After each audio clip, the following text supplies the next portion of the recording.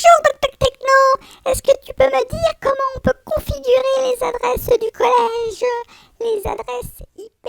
Bonjour petit tournevis, j'en peux plus.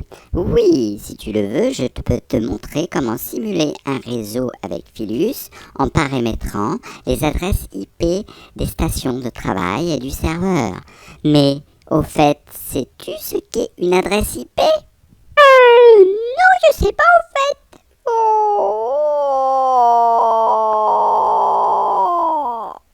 Alors, pour simplifier, je vais t'expliquer. Une adresse IP, avec IP qui signifie Internet Protocol, est un numéro d'identification qui est attribué de façon permanente ou provisoire à tous les éléments reliés au réseau informatique qui utilise l'Internet Protocol. J'ai pas tout compris là. Nous allons, pour t'expliquer, créer un petit réseau informatique avec Philius. Nous allons mettre plusieurs stations de travail que nous allons relier avec un switch. Pour que les stations de travail puissent donc être identifiées, nous allons leur mettre une adresse IP, un peu comme dans une ville, une maison qui a une adresse afin que le facteur puisse livrer le courrier. L'adresse IP est composée de 4 nombres. Nous verrons plus tard le choix des deux premiers, 192.168. Le troisième, nous allons prendre 0 puisque c'est le premier réseau que nous faisons, le réseau 0. Ensuite, nous allons mettre en dernier nombre 1 pour la première station de travail, 2 pour la deuxième station de travail, 3 pour la troisième station de travail, etc.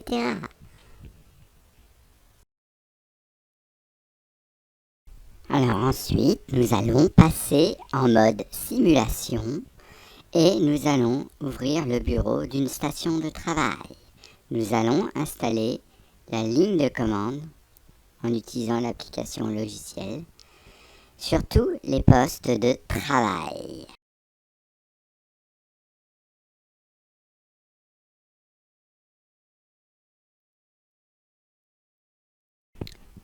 Une fois que toutes les stations de travail ont été ainsi configurées, nous allons lancer un test ping sur l'une de ces stations grâce à la ligne de commande.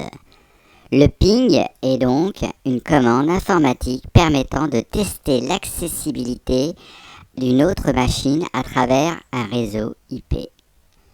Je vais par exemple me mettre sur le poste 2 et vérifier que je peux accéder au poste 5 de mon réseau. Je vais donc taper ping après 192.168.0.5.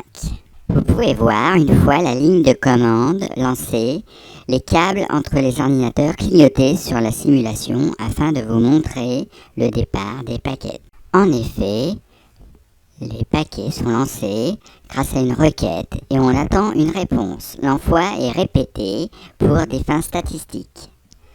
On permet ainsi de déterminer le taux de paquets perdus et le délai moyen de réponse.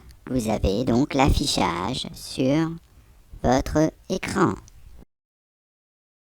Voici déjà pour cette première partie, c'est déjà bien à digérer. Nous verrons ensuite comment faire la même manipulation sur un réseau plus grand, comme celui de ton collège.